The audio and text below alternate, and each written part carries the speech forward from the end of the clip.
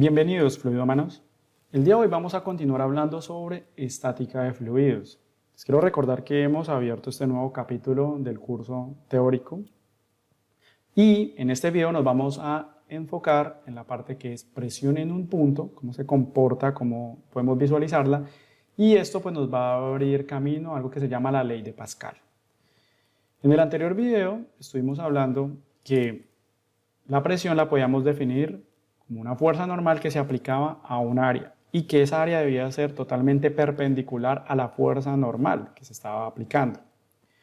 También estuvimos hablando que una forma de la que podemos definir también la presión es el peso que se está dando por encima del punto de interés respecto al área, que es totalmente normal o perpendicular a la dirección de esa fuerza.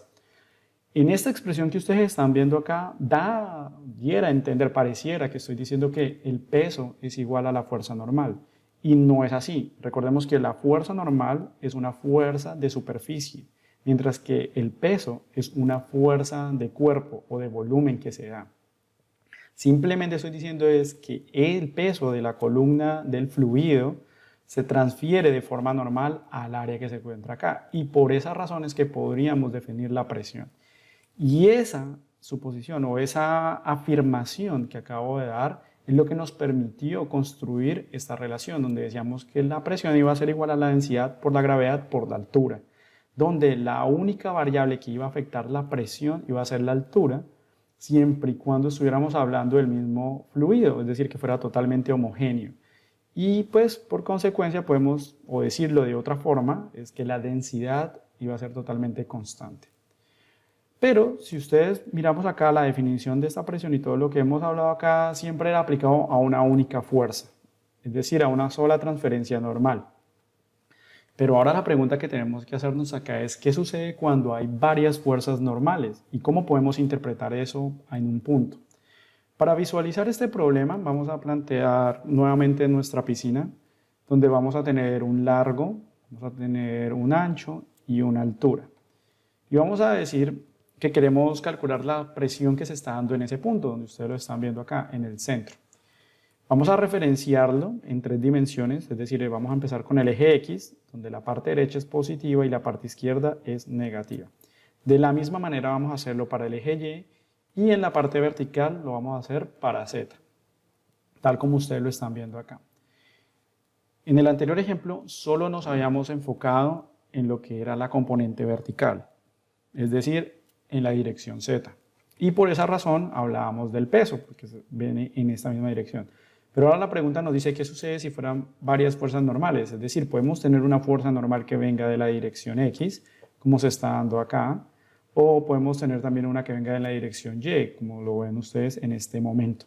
Lo asombroso de todo esto, de lo impresionante, es que cuando calculamos la presión solo para ese punto, y estamos en la parte estática, es decir, que no hay ningún movimiento de los fluidos, vamos a encontrar esta afirmación, y es que la presión en un punto dentro de un fluido es la misma en todas las direcciones. Y esto es lo que le ha permitido al ser humano, precisamente para diseñar maquinarias hidráulicas que le permitan aplicar una mínima fuerza y poder aplicar en otro extremo una mayor cantidad de fuerza. Podríamos hablar de 10 o 100 o 200 veces, dependiendo de las propiedades del fluido y la cantidad de fuerza que le esté ingresando. Demos un ejemplo rápidamente. Acá, por ejemplo, la fuerza que está aplicando la persona para levantar esta sección del vehículo seguramente no va a ser el mismo peso que se está dando acá, no va para poder levantarlo, va a haber una transferencia y eso se debe a que las presiones son iguales en el mismo punto. Lo mismo ustedes pueden ver acá este dispositivo que funciona como si fuera un pistón, va a ser ese mismo tipo de fuerza. O nada más aquí fácil cuando hablamos de frenos hidráulicos para una cicla, de seguro la fuerza que estás aplicando con las manos no va a ser la misma fuerza que se está aplicando para frenar las llantas de una cicla o de un carro también, porque también los carros tienen frenos hidráulicos. Precisamente eso es lo que vamos a ver ahora. Vamos a probar cómo es posible que estas presiones sean todas iguales en un punto y cómo puede existir y cómo vamos a ver esa equivalencia de fuerzas que estamos visualizando acá para el mundo real, que nos abre paso a lo que se llama la ley de Pascal. Para iniciar eso, vamos a plantear un elemento que vamos a suponer que está totalmente sumergido, obviamente en un fluido estático, y lo vamos a referenciar en el eje X, también lo vamos a hacer para el eje Y y lo vamos a hacer para el eje Z. Y lo próximo que vamos a hacer es darles unas dimensiones a este elemento que tenemos. Y tenemos un elemento, vamos a decir, la primera dimensión que va a ser un delta X, es decir, que el punto de acá hasta acá mide delta X. También vamos a decir que el punto que está de aquí hasta acá mide delta Z. Y vamos a decir que de este punto a este punto va a ser L. Y pues vamos a, como también estamos hablando de 3 dimensiones, también tenemos que darle una medida en la componente Y, y lo vamos a llamar delta Y, que va a ser igual a 1, es decir, que va a ser unitario. El siguiente paso para probar esta afirmación es aplicarle las fuerzas que puede obtener este elemento cuando se encuentra sumergido. Vamos a encontrar una fuerza 1, que va a estar aplicada en la dirección X. Vamos a encontrar también una fuerza 2. Esta fuerza está asociada a algo que se llama fuerza de empuje. Y seguramente lo habrás notado cuando has ido a piscina, río o en el océano, que tratas de cargar un objeto más pesado. Te vas a dar cuenta que el fluido te va a ayudar a levantar ese objeto y vas a hacer menos fuerza sin que cuando estás por fuera de la piscina o del océano. También vamos a aplicar una fuerza 3 en esta dirección. Y notemos que pues acá por simplicidad lo he hecho también que sea normal respecto a esta superficie que ustedes ven acá, o esta dirección. Este objeto pues tiene un ángulo también, y pues finalmente también tenemos que contar con el peso del objeto, ya que pues es algo que siempre va a estar. El siguiente paso para probar que las presiones son todas iguales en un punto es hacer una sumatoria de fuerzas. ¿Eso qué implicaría? Que vamos a trabajar lo que es X y sumatoria de fuerzas en Z, ya que no tenemos ninguna en Y. No he planeado ninguna Y, pero eso no significa que no vamos a usar esa componente, la vamos a usar. También eso implica que vamos a tener que descomponer la fuerza 3, ya que es la única que no se encuentra dentro del sistema de referencias X, Y y Z. Eso significa que vamos a tener una componente en X y vamos a tener una componente en Z. Ya sabemos que, como estamos hablando de estática de fluidos, estamos asumiendo que nuestro elemento va a estar totalmente fijo. Vamos a tener que la sumatoria de fuerzas en X va a ser igual a 0 y vamos a tener que las únicas fuerzas que van a estar presentes va a ser la fuerza 1, que está acá en esta dirección, y la fuerza 3X. Son las únicas que van a estar en equilibrio y por eso lo igualamos a 0. También vamos a tener la fuerza Z y también vamos a decir que es igual a 0, que no hay ningún movimiento, les recuerdo, y vamos a encontrar que tenemos la fuerza 2, que es positiva, como el usual, hacia arriba planteamos que es positivo y hacia abajo es negativo, y hacia abajo encontramos la componente de la fuerza 3 en Z y el peso, todo eso pues igual a 0. Seguidamente lo que vamos a hacer es que tenemos que expresar la componente X y Z de F3 en términos de F3. Eso significa que vamos a tener que trabajar un poco todo este triángulo que tenemos acá y todas las componentes. ¿Cómo lo vamos a hacer? Voy a extraer este triángulo y lo vamos a dibujar en esta parte de acá. Vamos a transferir el ángulo, ya sabemos que este ángulo se encuentra acá. También sabemos que este ángulo que se está formando aquí va a ser de 90 grados. Ahí lo tenemos. Y pues una de las propiedades de los triángulos que podemos llamar va a ser que toda la suma de los ángulos internos tiene que ser de 180, es decir que aquí tenemos otro ángulo que va a ser beta. Eso significa que beta más teta tiene que ser igual a 90 para cumplir esa propiedad. Ahora vamos a dibujar otro triángulo que me va a representar las líneas de acción de las fuerzas que tenemos en esta parte de acá. Vamos a poner que esta línea que ustedes están viendo acá representa la fuerza 3, la línea de acción de la fuerza 3. Vamos a tener aquí la línea de acción de la componente X y también de la componente Z. Si miramos esto, pues podemos ver que esta no la había dibujado acá precisamente, pero corresponde a esta misma. Y la forma como el ángulo que las está separando entre la componente X de la fuerza 3 y la fuerza 3 en la componente Z va a ser de 90 grados. Si yo proyecto una línea totalmente paralela hasta este punto, de esta forma, vamos a encontrar que la base del triángulo y esta línea imaginaria que he proyectado tiene que formar 90 grados. Eso, pero ya tenemos que, aquí tenemos θ, lo que significa que para poder completar estos 90 grados va a ser beta, y esta se va a transferir a este ángulo de acá, que también es otra propiedad de los triángulos. Tenemos ahí. Como ya sabemos que entre esta línea sólida amarilla que ustedes están viendo y esta imaginaria punteada es de 90 grados, eso nos va a indicar que este ángulo de acá es θ. Y, como ustedes ya saben, habíamos mencionado que esta superficie iba a ser perpendicular respecto a la fuerza 3, eso significa que esta y esta línea tiene que ser de 90 grados. Como ya hallamos θ, eso significa que este ángulo que nos sobra va a ser beta. Ahora, si nos enfocamos solamente en este triángulo que tenemos en esta parte de acá, vamos a concluir finalmente que lo que nos hace falta acá va a ser θ, para poder cumplir la propiedad de los triángulos que su suma tiene que ser 180. Y este ángulo es el que vamos a utilizar, precisamente porque es el que habíamos definido en esta parte. Puede que pues algunas personas he notado que se aprenden esto de memoria de cómo hacer los ángulos. Yo no les recomiendo que hagan eso, porque lo mejor es hacer este tipo de análisis cuando se cambia la figura o la geometría. Esos análisis son los que van a ayudar a definir estos vectores. Bueno, continuando con eso, con expresar f3 en la componente x y en la componente z, pues lo que tenemos que hacer es, vamos a pararnos acá en este ángulo θ, sabemos que tenemos f3, y lo que necesitamos va a ser f3x y f3z.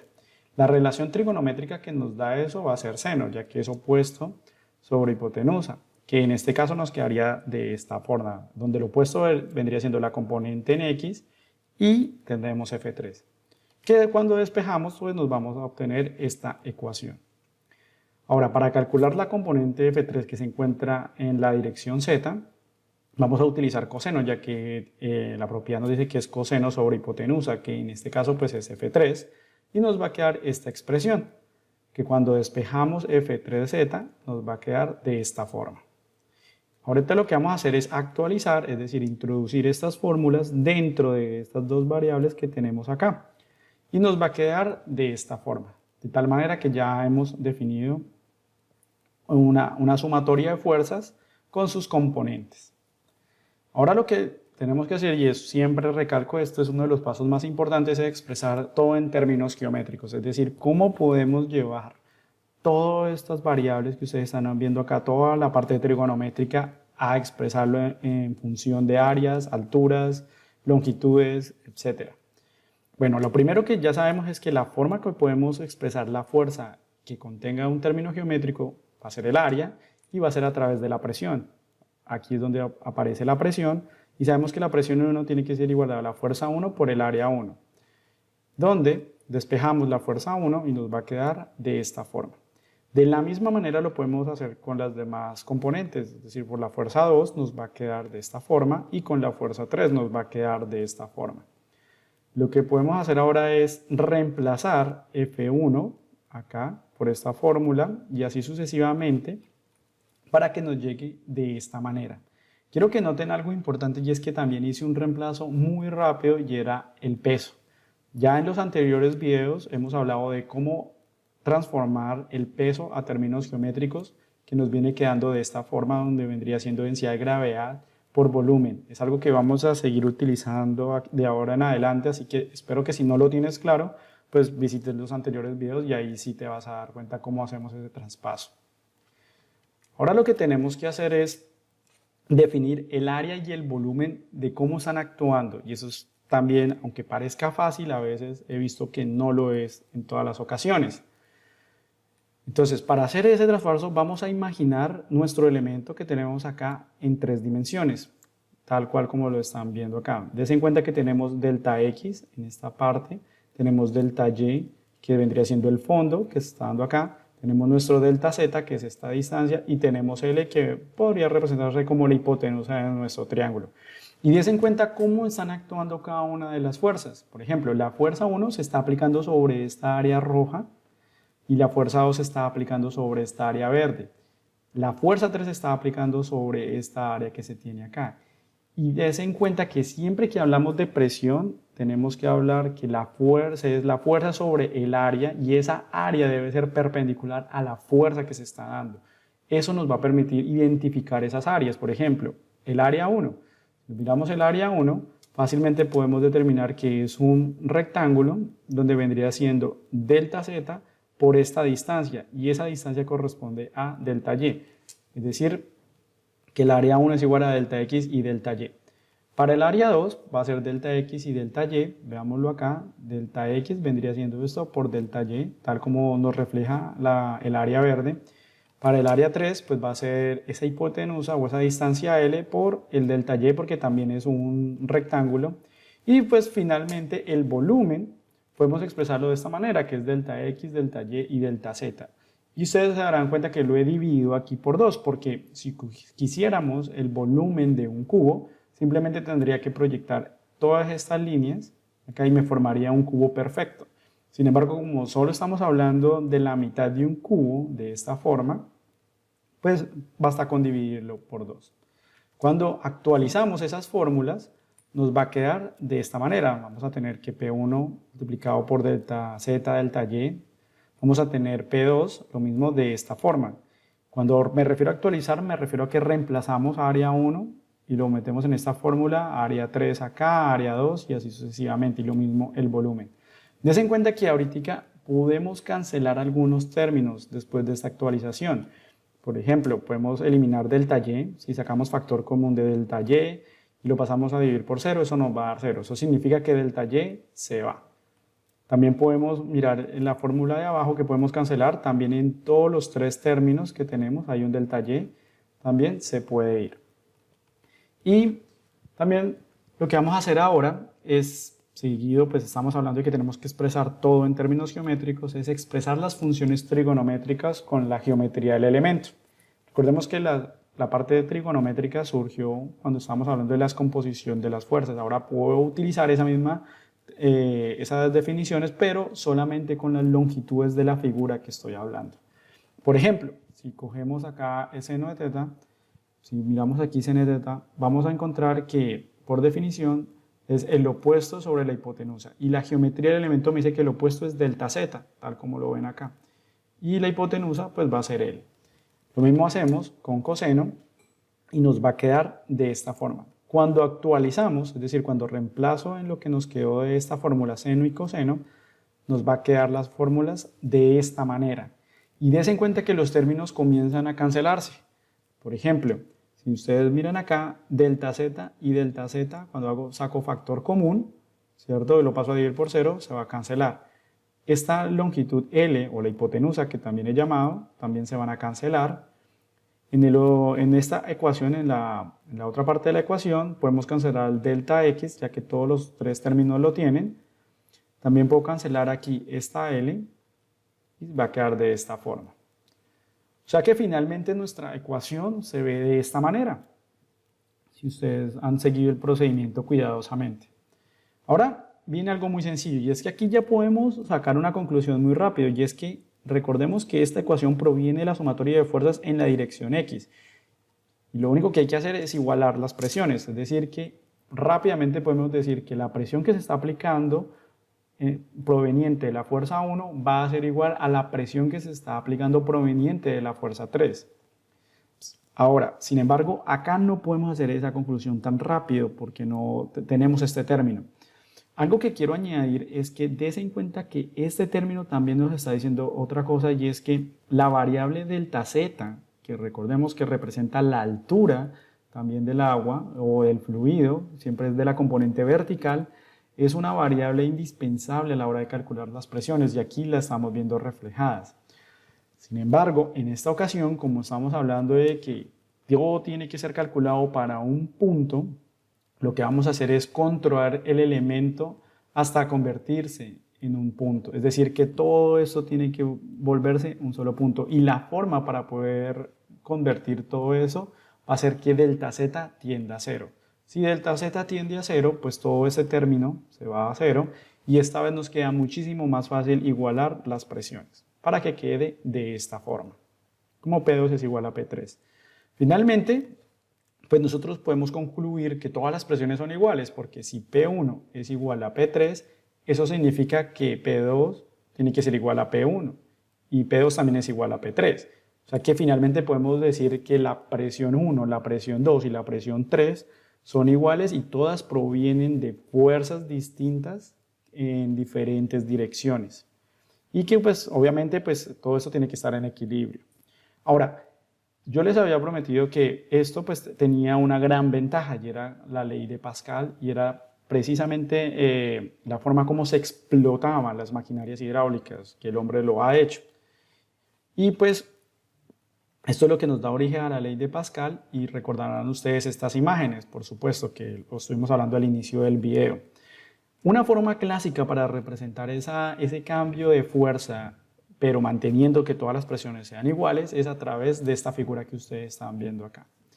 Lo que está sucediendo acá es que tenemos una fuerza 1 que estoy aplicando en esta dirección a un área 1 que vendría siendo este círculo o este émbolo. Y esto va a estar totalmente lleno de fluido.